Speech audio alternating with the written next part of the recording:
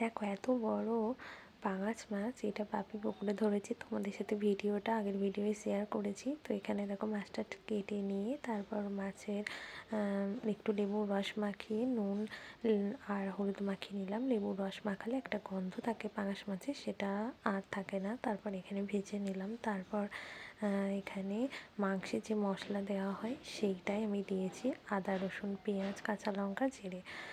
তারপর এবার বেটে নিয়ে এখানে মাছটা ভেজে নিয়ে ওতেই আলু ভেজে নিলাম। তারপর এখানে গরম মশলা, গোটা গরম মশলা আর জিরে ফোড়ন দিয়ে তারপরে পেঁয়াজ কুচি টমেটো কুচি দিয়ে তারপর মশলাটা দিয়ে তারপর নুন হলুদ আর কাশ্মীর লঙ্কা গুঁড়ো দিয়ে কষিয়ে নিয়ে আলু দিয়ে তারপর আরও একটু কষিয়ে নিয়ে জল দিয়ে, জলটা ফুটে গেলে তারপর আলুটা একটু সিদ্ধ হয়ে গেলে মাছটা দিয়ে তারপর ওপর থেকে হয়ে গেলে ওপর থেকে ধনেপাতা কুচি আর মিট মশলা ছড়িয়ে নামিয়ে নিলাম। এটা কিন্তু খেতে মাংসের